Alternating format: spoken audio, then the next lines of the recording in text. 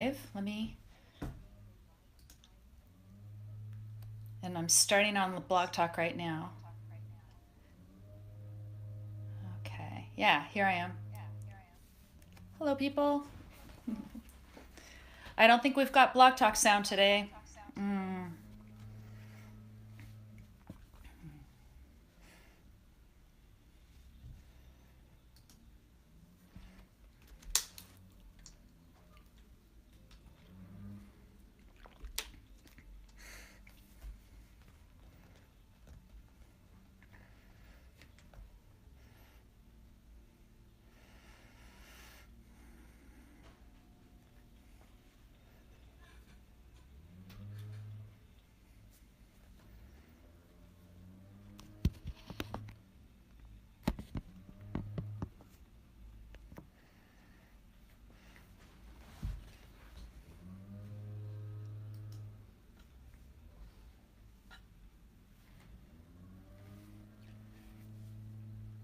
Good afternoon, everyone. This is the January 17th, 2018 edition of Don't Let It Go Unheard. And here we discuss news, politics, and culture from an individualist perspective.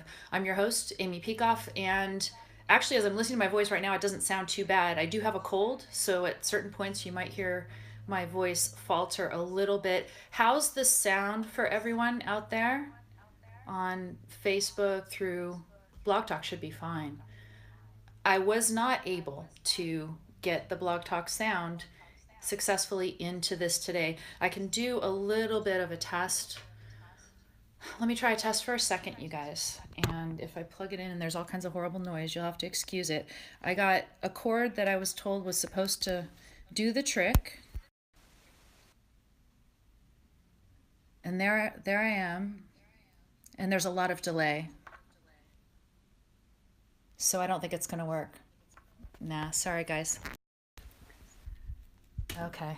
How's the sound otherwise? Sound is good? Okay, I'm going to use that iPhone microphone for another week, and I'm hoping to fix this next week because I'm supposed to have an interview with a doctor who's going to call in to Blog Talk next week, and of course it's not any good if you can't hear him speak, so we'll try to get that fixed before. I'll have to talk with Yaron and see what he does. I thought I had found the perfect cord. There's two different kinds. There's a TRRS cord, and I thought I had it.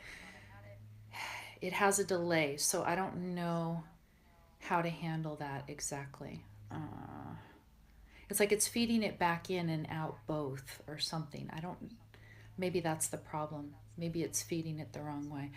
There's one other thing I can look at. Let me look. Okay, it's got it on two ends. I'll try one more thing. Sorry, my brain.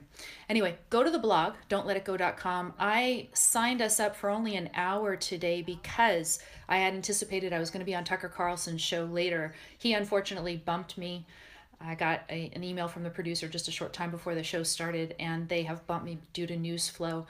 I'm not sure what news they thought was more important than the discussion I was going to have with Tucker today, but I'm hoping that they will reschedule. I'm really eager to have the conversation that they scheduled with me. This particular topic is an important topic, and I already, as I was walking around, I do a little walk often in the mornings before a show, and I was kind of split focus, both this show and then, of course, thinking what argument I'm going to use for Tucker later. How to, you always want to have the good opening salvo, and I thought I had the perfect one. So I hope he's going to reschedule me, and I'm looking forward to it if we do. If you go to my blog right now, you'll see this interesting title that I put together: FISA body measurements and a bigger nuclear button this week in Spamocracy. And what do I mean by Spamocracy? It's going to become clear as we continue out through the show. So yeah, like I said, go to the blog if you want a little hint in the program notes. Don'tletitgo.com is where you can find those. At the top of the program notes, I have a link to my new website. It's a copywriting business that I'm starting called Good Copy.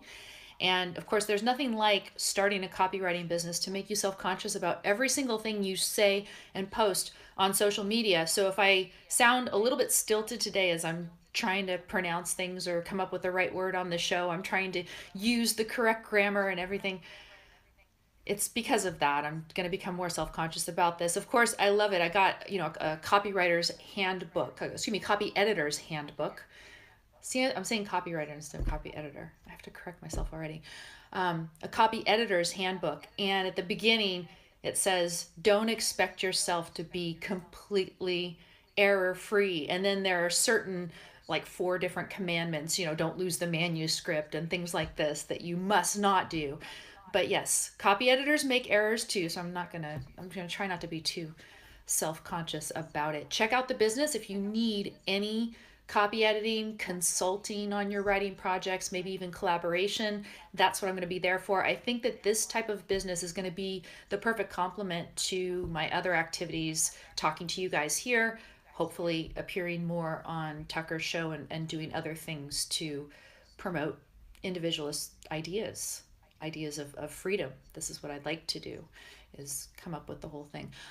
In the chat room over at Blog Talk Radio, Jean says, yeah, she sees the live stream and stuff like that. It seems like that's working fine. That doesn't seem like it's a problem. The problem I'm having is getting the sound in there. So what I may do is I may end up trying feeding it through an iPad. I've got different thoughts about what to try next time. I'm going to have to do a test though, because like I said, next week I've got an interview scheduled. I've got a doctor, and I've talked about this doctor before. He has a blog called Hormones Demystified. And I had been intending to have him scheduled as an interview for quite a while. And then we just reconnected again recently, and I've scheduled it for next Wednesday. And that'll be a lot of fun because this doctor is thinking very deliberately, as another doctor that I actually had coffee with last week, and I'll tell you about that too. But thinking very deliberately about how you and I will sort through all of the information and misinformation about medical conditions out there on the web. So I think you will enjoy it when that eventually happens. So I hope you do. Yeah, the video looks like it's doing well. John is over there. Hi, John, watching the live stream over on Facebook. So I'll try to watch as much as I can. Both the comments over here at Blog Talk Radio and over here at the live stream at Facebook. If you do want to call in at Blog Talk Radio, I can handle the phone calls, because what I'll do is I'll do exactly the same thing that I do if I'm giving a talk in a room where all of the audience cannot hear the question that I'm being given by some member of the audience. You repeat the question. So I will give the synopsis of a question or a comment if you want to call in. The number is 760-888-5817. But let's go ahead and get started. I have a few things that, in terms of what I believe I uniquely offer you guys, that I want to say to you. It's not a whole lot that, in my view, is unique. You've got your own giving you news briefings every day and things like that. So, where do I have something that I think is just a little bit different perspective? This Spamocracy theme, of course, is fun, and I'll talk about what I mean by that as we go through. First story is the renewal of FISA Section 702. In brief, what FISA Section 702 does is it allows NSA, etc., to engage in surveillance of supposedly foreign targets. But if you've been watching this story and reading the, all the things that are out there in the media about this, you probably know that even though supposedly they are putatively targeting foreigners, they always incidentally collect data about Americans. And there are not strict rules at all about retaining this data. All of this data is collected without a warrant. There's no probable cause. There's no particularized suspicion. And it turns out that the House voted to renew this FISA power, this 702 power. This is all the reason that Snowden was doing what he was doing, and they're just renewing it for 6 years. They're not changing it. Justin Amash and the House Freedom Caucus, some of the better politicians, were putting forth amendments to this that they wanted to have voted on, and it all rejected and everything. So they're just going to extend, and this is the way I talk about it, extend the march to 1984 for another 6 years. The House already passed it. The Senate has last night passed a crucial hurdle to itself also passing this renewal. They were going to, some of the senators were trying to have a filibuster. Senator Rand Paul among them. But it turned out that there are 60 senators in this country who have no problem with that march to 1984. And so they went ahead and, they had a cloture vote and they cut off the debate and everything else. And they're going to have a full vote on it. I don't know exactly when that full vote is scheduled, but quite soon. And it is widely expected to pass. So what you see in the program notes is first a couple things. I put in there just for the hell of it. There's a Fox op-ed that was, when I did a Google search looking to see what the news was about this, a Fox op-ed popped up. And some Fox writer, I don't know who it is, said the Senate should reauthorize FISA Section 702 this week to fight terror at home and around the world. Yeah, it's supposedly security is the thing that makes it, justifiable for the government to collect all this data about you without a warrant, without any probable cause, without any particularized suspicion.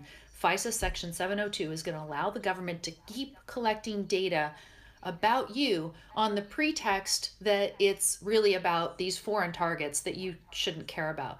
Now, you might think that a government that's premised on the principle of individual rights would have some protections for foreigners too, but there's so many people in this country who don't even think that foreigners are human beings. I mean, certainly they don't have a right to immigrate here or anything else. So you're not supposed to care that it's about foreigners. It's just about foreigners, and it's about security, and it's about fighting terror, not about the rights of individuals at home, not about, collecting all of this data about you that the government can do all sorts of things with, as we saw with the Obama administration, right?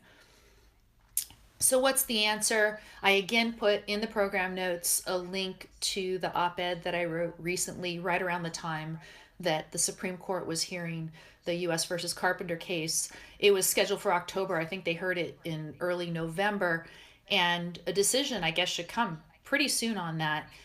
The Supreme Court, given this renewal of FISA, I'm sure Trump is going to sign it. Looks like the Senate's going to pass it. The Supreme Court is the only one that can do something significant to stop this because of this arcane sounding thing called the third party doctrine. I've been talking a little bit with Tucker's producer about this, and he said something about, well, people don't know what this doctrine is and they can't really understand it. And it tied in that, exchange tied in for me with something that Rand had talked about in one of the quotations that I've got through the Ayn Rand bot, where she was saying that the most frustrating thing that she dealt with in her career was not the leftists, but the people saying, well, look, the public doesn't think, the stuff that you're doing is too intellectual. And I write back to Tucker's producer and I say, look, this is the doctrine that purports to make all of this constitutional. This FISA Section 702, insofar as it's collecting data about Americans at least, it is legal only because of this third-party doctrine. It's constitutional only because of the third-party doctrine. If they could get rid of that doctrine, if they could scale it back to what they call Smith and Miller, these cases from the 1970s, if they could scale it back, then we could stop all this mess. I'm going to give you the brief explanation as to why, and I guarantee you are smart enough to understand this. This is a doctrine of constitutional jurisprudence, and that means that this is a doctrine, a legal doctrine, that sprung out of the Supreme Court listening to privacy cases. And this is from decades ago. This doctrine came about in the 1920s-ish. And what it says is when you share information with a third party, you no longer have a reasonable expectation of privacy in it. Reasonable expectation of privacy is just this catchphrase that the court developed over the years to indicate when something that the government does is a search. So when the court says you don't have a reasonable expectation of privacy in something, what it means is that if the government obtains that thing, it is not a search within the meaning of the Fourth Amendment. And I'm pretty sure everybody knows what the Fourth Amendment is, right? It protects you against unreasonable searches and seizures of your person's, houses, papers, and effects. It requires that you've got a warrant based on probable cause and particularized suspicion for a search to be reasonable. And what this third party doctrine does, again, it's not anything that's in legal code. It wasn't enacted by Congress. It's not in the Constitution, but is a doctrine of constitutional law that was developed by the courts over the years. And that doctrine purports to make this legal. Why? Because it removes from the protection of the Fourth Amendment anything that you share with a third party. So, keeping that in mind, that any data that you share with a third party, it's no longer protected by the Fourth Amendment because of this doctrine that the Supreme Court has the power to do something about. Think of that. Keep that in mind as I go into the next story, because the next story I talk about in the title, body measurements. You say, what in the world do you mean by body measurements? Are you talking about the bigger nuclear button, which is the last part of the title? No, I'm talking about a separate story. Washington Post, I saw it yesterday. Companies race to gather a newly prized currency, our body measurements. Now, why do companies want your body measurements? Why do they want your body measurements? They want your body measurements because they want to sell you clothes that fit you better. That's awesome. This is a great development. This is part of us seeing that human life on this planet is getting better and better all the time. I mean, you can have clothes that are going to fit you perfectly because the company's going to have your measurements and be able to crank these out in an efficient way because they have machines that can do it and things like that. So it says in the article, the first step for a shopper buying a suit at the fast-growing menswear retailer Indochino is sharing his personal information. A salesperson armed with an iPad measures nearly everything on his body, from the distance between his belly button and rear to the circumference of his knees. The next step is getting a customized made-to-measure suit delivered to his home within a few weeks. But his body data lives on. Company executives are hoping to build a master data model that would connect his measurements with his advertising, shopping, and spending histories, right? So what is it? These companies are collecting this data in order to serve you better, sell you more stuff. They want your money. And this is fine with me. I don't have a problem. Some people have a problem with this. And yeah, you go around social media, it's a little bit eerie when you see that ad that's tailored exactly to you because, of all this tracking stuff that follows you places. But, I have a problem with that. Where I have a problem is this retailer, this Indochino, is now in the court's language a third party. You are sharing this information. Who are the first two parties, right? The first two parties are you and the government. And so this retailer is a third party. And they say, well, once you share information with this third party, then you don't have an expectation of privacy. The court can grab it. The government can grab it without a warrant. No probable cause, no particularized suspicion for the court to get that information now about your body measurements. So it's just another piece of information that comes under the third party doctrine that is going to allow the government, when they combine all the different databases that they collect about you, because of course they're protecting you, right? That's why they collect all this information, is because they want to protect you from evil creditors or unscrupulous sales tactics or whatever it is they are going to have as their pretext for collecting these databases of information. You've got the consumer protection whatever over here, and the FCC collecting over here, and this one collecting over there.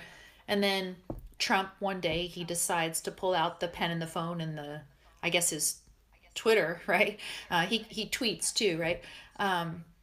Gets an executive order going, and then suddenly all these databases are combined and the government has all this information. So it's just another piece of wonderful information that they can get about you, another piece of information that would come under this third party doctrine. Some people, as I said, they're just as concerned about corporations getting this information as they are about the government. But the thing you need to think about is that the corporation has access only to the information that it collects or that it buys, from other retailers, for example. And it doesn't have the power to compel the production of this data from various companies, all its competitors, and people in completely different markets and everything else that might have some cross-pollination response. I mean, I'm sure, Amazon, of course, has a whole bunch of data about everybody because they sell such a wide range of products. But this Indochino, they're just going to know what your body measurements are insofar as it's relevant to make you the perfect suit. So, each retailer, it might collect a certain amount on you. It wants to sell you something. Only the government has the power to compel the production of data and collect it under all these different alphabet soup agencies, these regulatory agencies, and then combine those databases into one huge master database that virtually tracks you 24/7, 365. Corporations cannot do that, at least not yet, right? That's not where we're at with corporations. You could say, well, Facebook tracks a lot of us, but only insofar as you keep participating and keep sharing there. So it's a different world. I had a caller over at Blog Talk, and the caller gave up, so I'm sorry about that. If you want to call back in, and I'll go ahead and try to take the call. But so now you've got, from my title, the FISA and the body measurements, and now what am I talking about with the bigger nuclear button? And it's this, and this is where the inspiration for the spam title came in, because what has happened is the Pentagon has put together a report, and they're suggesting broadening our country's nuclear strategy. It would permit the use of nuclear weapons in a situation that we hadn't before. It says, and this is a New York Times article that I got, Pentagon suggests countering devastating cyber attacks with nuclear arms. A newly drafted United States nuclear strategy that has been sent to President Trump for approval would permit the use of nuclear weapons to respond to a wide range of devastating but non-nuclear attacks on American infrastructure, including what current and former government officials described as the most crippling kind of cyber attacks. So, they're going to go to Trump and say, hey, would you like to have the ability to use nuclear weapons in a wider range of situations, including very crippling cyber attacks and other attacks to crucial American infrastructure? And probably he'll say yes. But the thing that came to mind, right, because he's talked on Twitter about how he's got this big nuclear button and it's bigger than Kim Jong-un and everything, right? So if you remember, I don't even know if people get spam very much anymore because the spam filters are so good. But so my joke about this, which very few people got, I'm sorry, I have my weird sense of humor, but it was, Pentagon to Trump, increase the size of your nuclear button, in quotes. Like, you can imagine they're sending spam to Trump, with the header, increase the size of your nuclear button. So is it exactly the size? But not exactly. But insofar as there doesn't even really exist a nuclear button, you may as well say that this increases the size of the nuclear button. Why? Because it increases the various types of circumstances in which he would be authorized to use nuclear weapons. So he could say, yeah, now the nuclear button is even bigger because the policy has enabled the use of nuclear weapons in a lot more situations. So that was the first use, meaning connotation of spam that I was thinking of in connection with the title for today. But there are a couple other kinds. There's one more that's really the focus, another one that's sort of incidental. But yeah, if you think about this is the spam thing. What this does bring up, though, is, to me, this story suggested a little bit of a contradiction that our government likes to sit with. And it's this, right? They're recognizing that cyber attacks can be so devastating that it warrants a nuclear response of some kind. That, mere hacking into computer systems and messing with data is a serious matter, something that justifies the use of force. So that's on the one hand, right? This recognition that data and data systems count. And then on the other hand, what are they doing in the Senate right now? They are renewing Section 702 of FISA and saying, oh, Americans, you really shouldn't worry about the fact that the government is collecting all this data about you without a warrant, no probable cause, no particularized suspicion. You shouldn't worry about that. I mean, it's just data, and I mean, you've got nothing to hide after all, right? You don't have anything you're not doing anything wrong. I'm sure you're not doing anything wrong. So there's this contradiction there in the sense of, on the one hand, our government is recognizing that there can be a violation of the rights of Americans, an attack on Americans that is an attack only on our data systems. But then when it comes to individual Americans and the data that we share with the third parties, oh, all your data belong to us, says the government. And that's a little language I used in the op-ed I wrote for the objective standard. Chris in the chat or in the comment section over at Blog Talk says, there's still a ton of spam going around. Filters have gotten really good. He says, I've got one account without any ISP level filtering. It's unusable. It gets so much spam. Okay, so there's still a lot.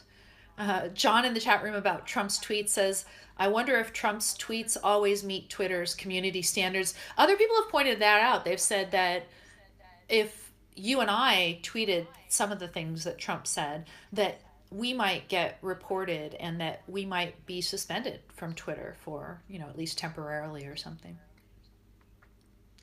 William, over here in Facebook as well, he says, whenever the word doctrine follows a phrase, there's a black-robed bureaucrat behind it who is attempting to place that policy, practice, or assertion beyond criticism.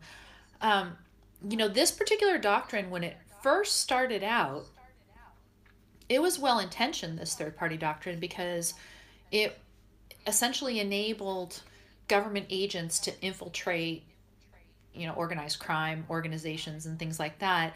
And so I think it was based on, and I've talked about this, so I'm going to let you go look at my writings to see this, but I think it's based on an implicit understanding of the common law of contract, actually. And so if I'm talking with Tony Soprano about some job he wants to pull off or a hit or something else, something criminal that he wants to do, and we're discussing some agreement about what role I'm going to play in this criminal scheme, the agreement that we have is what in the common law would be called an illegal contract, and accordingly it would be unenforceable at common law. If you have a contract that the predominant focus and purpose of that contract is to carry out an illegal end, an end that would violate someone's rights, that contract would be unenforceable at common law. You try to go to court and enforce this, no way. And of course, this is why when we've got drugs illegal in our country, nobody's, of course, is going to go to court to enforce a drug deal. So they're using guns on the streets and there's all this violence, right? It's not enforceable in a court of law.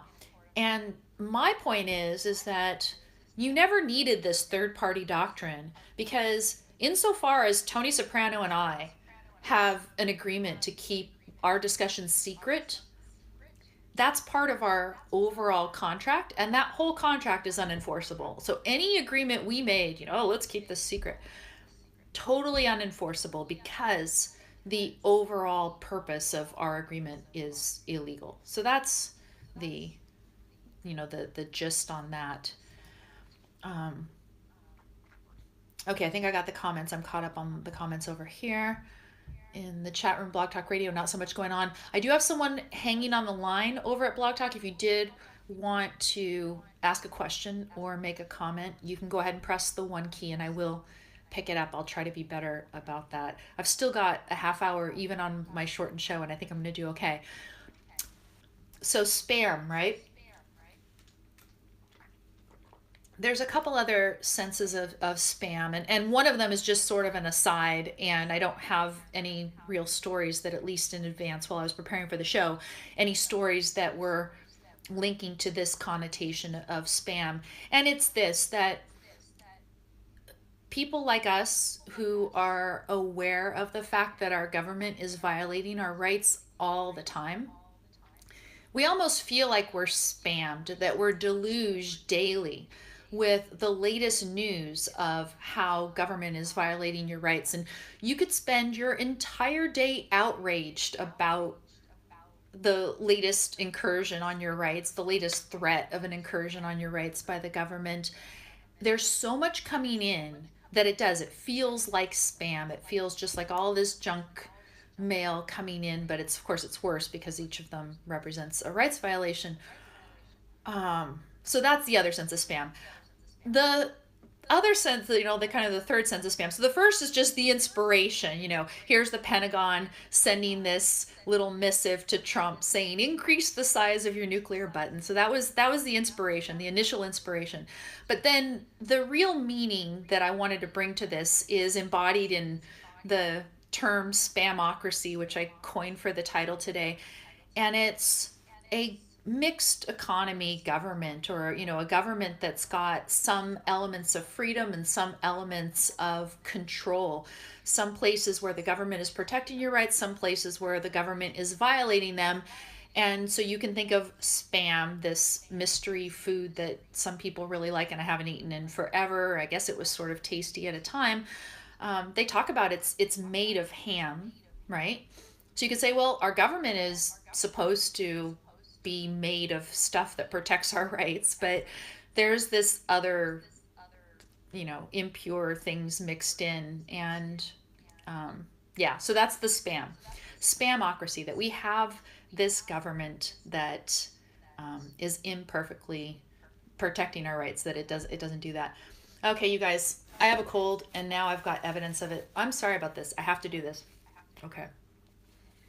Katy Perry did this on camera. She wiped her nose a little because she was crying on camera. I don't know if you guys saw this. When she was debuting her album, she did this whole like nonstop, almost, she wasn't really on the camera 24/7, but most of the day she was on camera, and that takes a lot of bravery.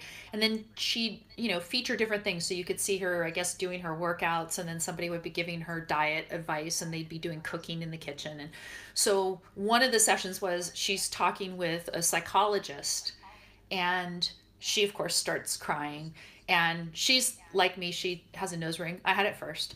I had it decades ago. So sorry, Katie, it wasn't you. But, so she's sitting there also on camera. It's like, oh, you got to wipe your nose on camera. So I'm going to do that. I'm sorry, you guys. I do have this cold. You probably can't hear it that much. When I woke up this morning, my voice was just squeaky. It was very little voice. And so I'm glad it's back. But I am sorry about that. So that's undignified, isn't it? Peter in the chat room, or not the chat room, but the comments over at Blog Talk, he says, aren't you conflating criminal law with contract enforcement? Okay, right. So now I've got to get even deeper with my model of privacy law.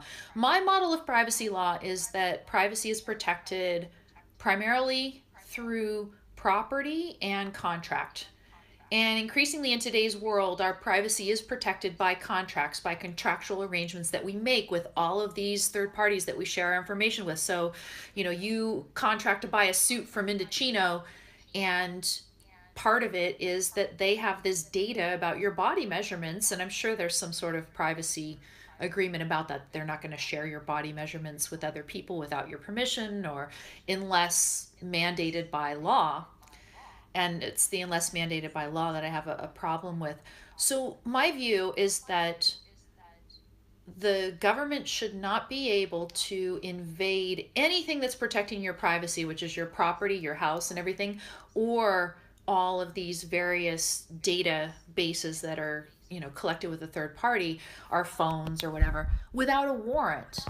And the Supreme Court has already gone so far as to recognize that in our phones is more personal information about us than if you were to go around, somebody's entire house and, search everything, that you would find more information about a person by looking through their phone.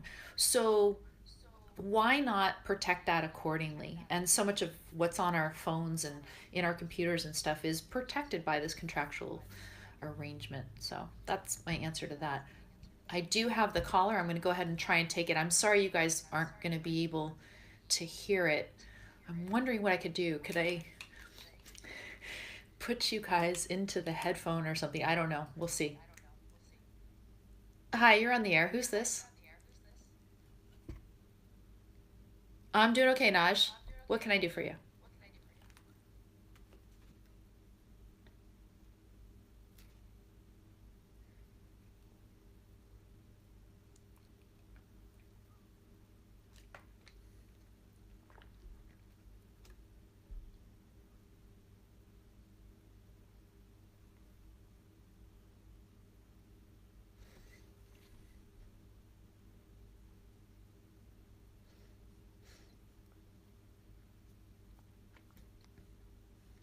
So wait, was Trump speaking to Napolitano and that's what made him against it? Was it Judge Napolitano?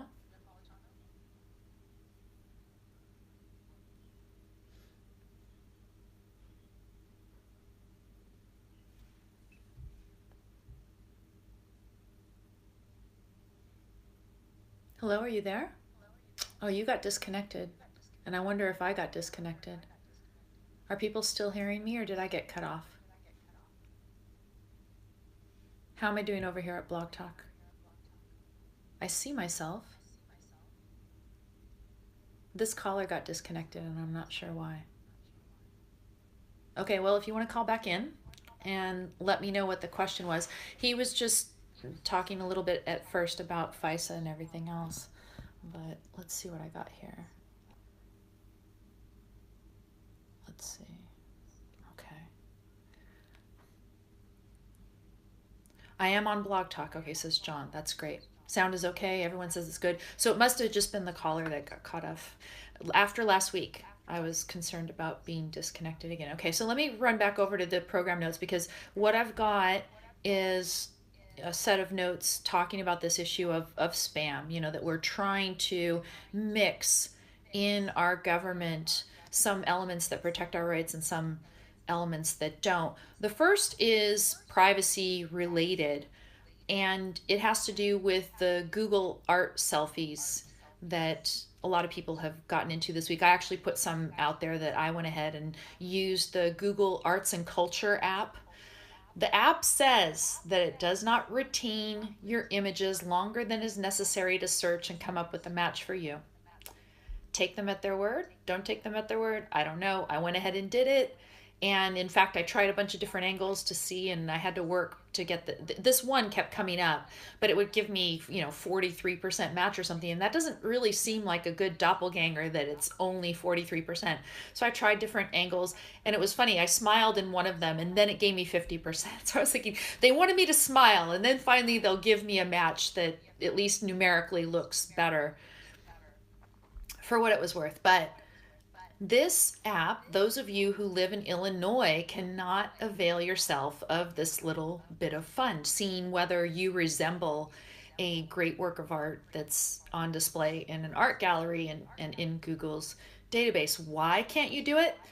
It says it's one of two in the country. Illinois is one of two in the country where Google Apps Art Selfie feature, which matches users' uploaded selfies with portraits or faces depicted in works of art, is not available. Google won't say why, but it's likely because Illinois has one of the nation's most strict laws on the use of biometrics, which include facial, fingerprint, and iris scans.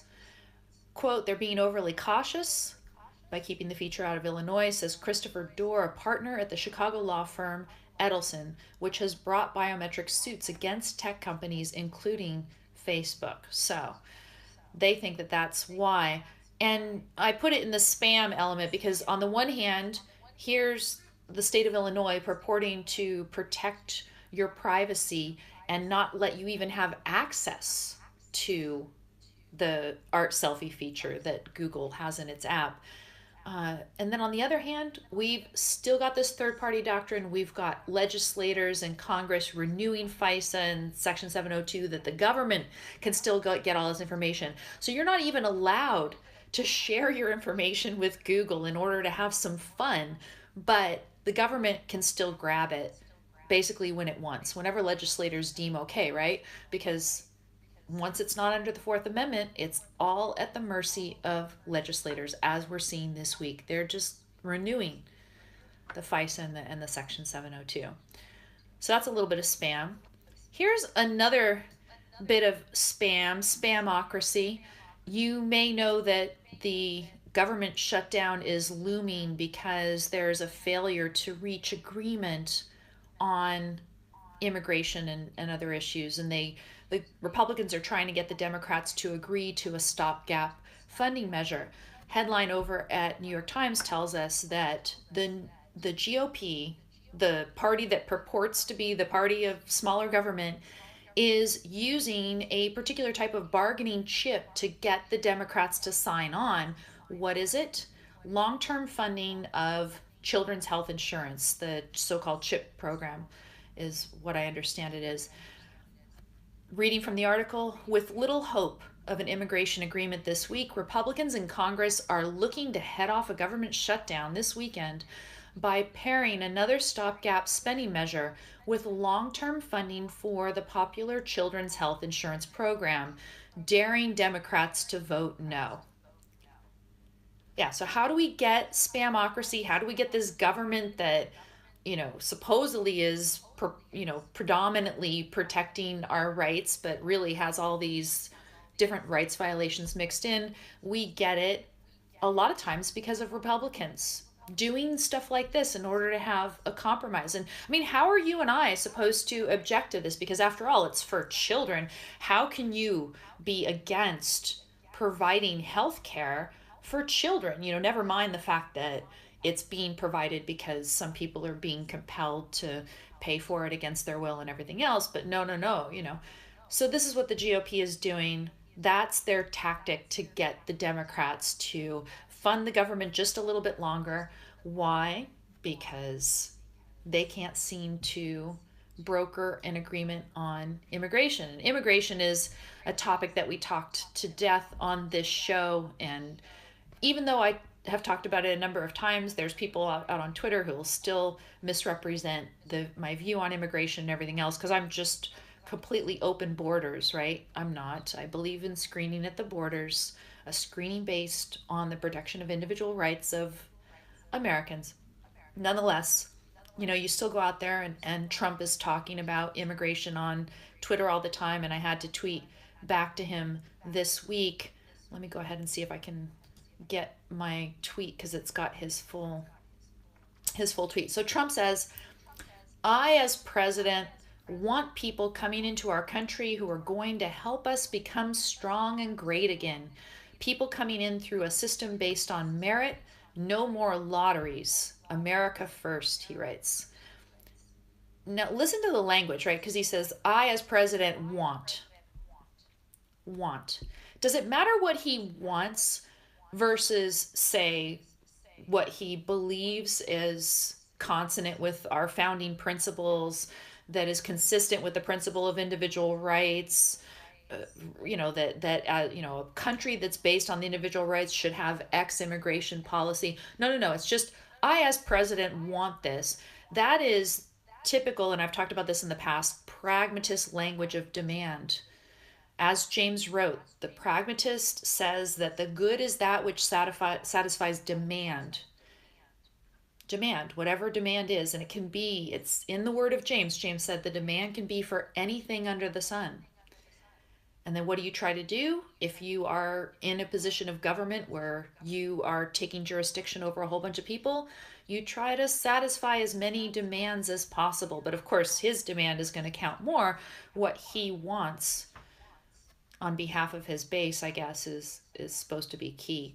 So that's what he tweets out. And I just, give you a sample of what I try to do on Twitter sometimes out there. Those of you who fund me through supporting this show or supporting me through Patreon, thank you. One of the things I try to do is keep being defiant in the face of Trump, who I think sometimes does basically, constitute an overbearing authority. He postures, he's going to impose the immigration policy on us that he wants. It's that he wants this. So I say this, I say, there are a lot of things we want that would violate people's rights if we were to impose them. Sure, get rid of the lotteries and get rid of the welfare magnet and stop subsidizing refugees. Note that he hasn't done that. But then let people in unless they pose a security risk. That's the American way. And that got quite a bit of attention thanks to, in part, a retweet from Yaron. I was proud of that. Um, so, anyway, yeah, I do those. I don't tweet to Trump every day, but sometimes I feel like I've got things to say and then I go ahead and do it. About 15 minutes left. So let me get through some of the other stories. Uh, just to let you know that Me Too is alive and well, and there are still some significant revelations coming out. Eliza Dushku, I don't know if I pronounced her name correctly, an actress, says that a stuntman assaulted her when she was 12. And as I recall, she first recounted her story through social media, and then the New York Times picked it up, and you can read her horrific story. This guy molesting a 12-year-old girl. That's horrible. The other story that's come out this week in this sort of sphere where people are trying to figure out in the culture, what do we do going forward about sexual assault and relations between men and women? Are we going to conclude that all men are horrible monsters because sometimes some men behave as monsters? And what should the mores be? What should the conventions be for interactions between men and women? Aziz Ansari, I hope I've pronounced his name correctly. There's a story about him that's been circulating out there this week. I actually didn't look at all of the details. I counted on my friend David Cohen to tell me the details. In the, kind of actual concrete things that happened, it appeared that once the woman in question was unequivocal about the fact that she wasn't into whatever was going on, and I guess they got kind of far into the date with some sexual activity before that happened, he did stop. And and so the headline over at the New York Times is Aziz Ansari is guilty of not being a mind reader. And messages like women are supposed to be more, I guess, forthright about what it is that they're into and what they want and things like this. And so it's, I guess, her fault in a certain way. But the Washington Post gives you something else to consider, and I thought this was a quite interesting take on it. The headline of an opinion piece over there is the Aziz Ansari debacle. Excuse me, the Aziz Ansari debacle. I'm in a hurry, and so now I'm not pronouncing correctly. Proves it's time for a new sexual revolution.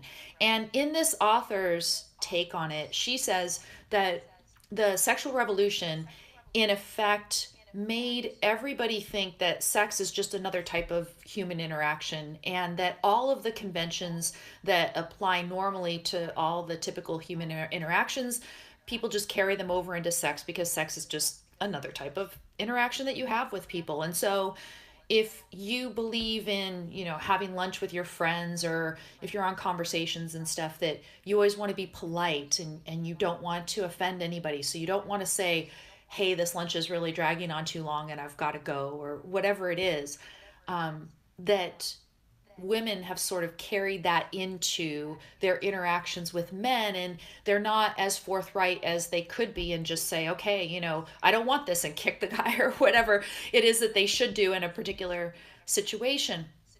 And what the author is saying is that we need to go back again and recognize that sex is not just another interaction, that a bad sexual encounter could have pretty bad effects on at least women, maybe also the men involved, that it is a big deal. And so that we need to treat things accordingly. We need to not bring in politeness and all this into these interactions. You need to recognize that if there's something that you don't like in the realm of sex that's going on, that you should speak up right away, maybe even use some sort of physical means of defending yourself or getting out of the particular situation. Don't let yourself get into a situation because you're trying to be polite or not offend the guy or anything else. So that's an interesting thing. And I like the fact that the Me Too discussions have made people reconsider all the parameters of these interactions. It's not really clear yet what guidelines at work for interactions between men and women should be. You know, do you close doors for meetings between men and women? You keep them open? Do you have a chaperone present? You know, all the different kinds of things that could come out of this. But also thinking about, you know, was every aspect of the sexual revolution a good idea? Was it good to just have people take this attitude that sex is just like any other interaction? Because really it's not. It's so much more important than that, and particularly for women, you know, kind of by and large, you talk about broad brushstrokes. How are men different from women? But women take it very seriously. So, another perspective on that. Maybe Ansari isn't guilty of anything super terrible, but probably of being insensitive at the very least. What else do we have? I've got about 10 minutes or so left. Let me go back and see if I'm missing big comments over here.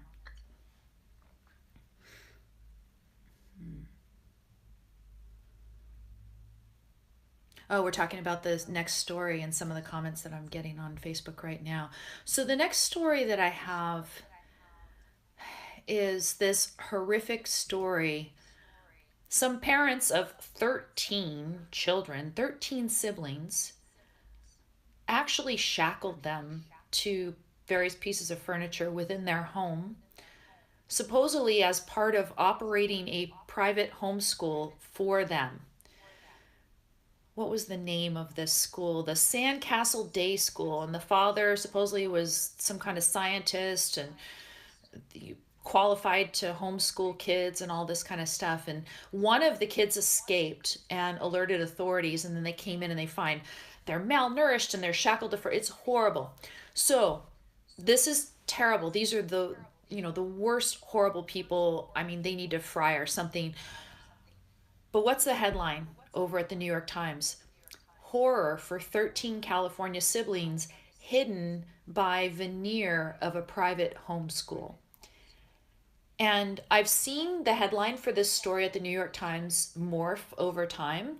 So this language, veneer of a private homeschool, has come into the latest iteration of the headlines. If you watch New York Times, they'll change their headlines throughout the day.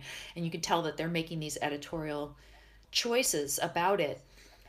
Veneer of a private homeschool, it reflects some of the discussion about this case, which has been that the California legal authorities, you know, the police authorities and stuff, have been saying, oh, well, the reason we didn't know about it is because we thought it was a homeschool and that everything was fine, and that they're in effect blaming it on the fact that you can have a homeschool and have some privacy about what goes on in your homeschool. So we got to watch this space. The only thing is, you know, very bad apples, people who are using the freedom to homeschool your children to abuse them in the most disgusting, horrific way.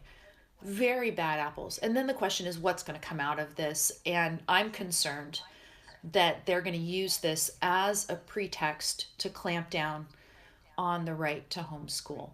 And you know, people that on social media, when I've commented about this, they tend to agree that this is something that California state government and or even federal government, yes, even under Trump, might do. And you know, if you're a conservative, you shouldn't mind if the federal government clamps down on homeschools under Trump, because any regulation that Trump will do is consistent with your philosophy as a conservative, and you'll always be protected even if government is taking more control over your private lives, right? No, I say, you know, freedom is risky, and a story like this will show you how risky it is. But if, as you know, I said, the headlines of the New York Times have been moving in a certain direction editorially, if they're hinting that private homeschools are somehow to blame for this, that's a problem, and that's something that I'm watching. couple other things in the program notes. As I said, check out all the program notes, don'tletitgo.com, see them there. The fake news awards. You might have remembered that Trump was tweeting about the fact that he was going to have a fake news award show, and which ones had problems with honesty and corruption, and I forget, it was something else. Corruption, of course, is vague. Honesty, there's a number of times that they'll actually catch him being dishonest, so he's the one that's going to judge everybody else's honesty. I see this as philosophically, in principle, this same exact sort of thing as Obama's attack watch. Right now, it looks like the fake news awards that he was going to do, I think on January 8th, they've been postponed. That we're going to hear when he's actually going to do them. And Shapiro has a funny quip. He says the winner of the fake news award is the fake news award, because he says he's going to do it and then he doesn't do it, so it's fake news that he was going to do it. Just keep in mind, this is the sort of thing that Trump does that to me smacks of what Obama did with Attack Watch, where he said, hey, why don't you report your fellow citizen for saying bad things about Obama? And all of us non-leftists, we let Obama have it on Twitter and everything else. It was just a beautiful thing to watch that happen. But nobody hardly ever does that to Trump. And when I go out there on Trump, on Twitter, and I criticize Trump for him clamping down on freedom of expression, whether he's doing it through the take a knee or through, criticizing the media and everything else, I get hell. I get hell for it.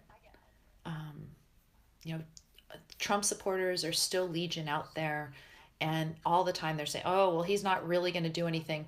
There is an implicit threat there when he does this kind of stuff, just as there was with Obama's attack watch. So I went ahead and put in the program notes a link to my old blog article on attack watch, just to show you I'm just being consistent in applying this principle. I'll apply it to Obama, to Trump, to whoever is next as well. I think that a president, of course, should be able to defend himself against news stories that include inaccuracies about him. Go ahead and say, so and so in this article said such and such, and it's wrong. The truth is really this. Yeah, if you're president, use whatever platform. But when you start getting into systematic criticism of the news, and to tell, particularly it was telling news outlets they should fire this person.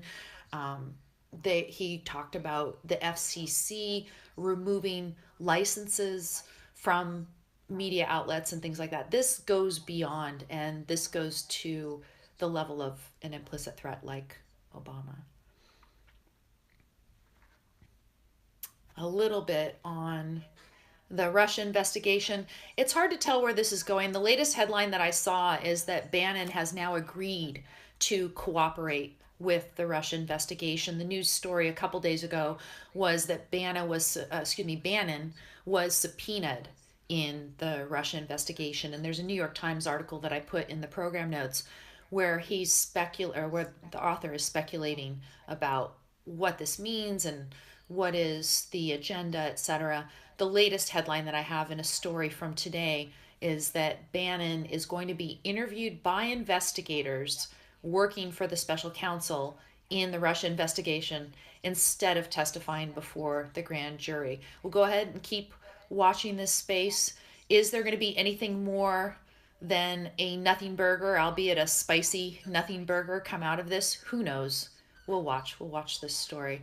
Everybody, I'm out of time, and you can hear my voice is not the best, so it's just going to get more squeaky as time goes on. So it's probably just as good that I go ahead and cut it off here. One more thing in the program notes I wanted you to check out is a song. It's a song from the Cranberries. Dolores O'Riordan, the lead singer of the Cranberries, I don't know what the cause of death was, but at 46 this week she died. So that was very sad. Went ahead and put that little musical selection there for you.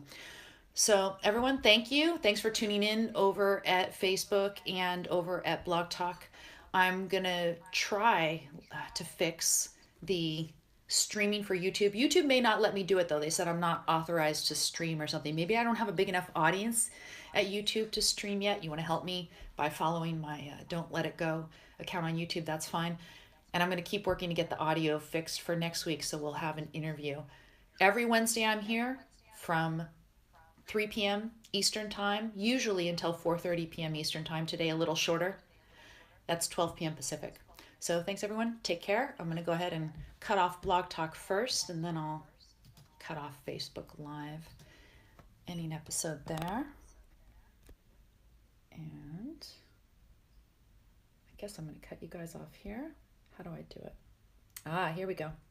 Slide to stop. Bye, everybody.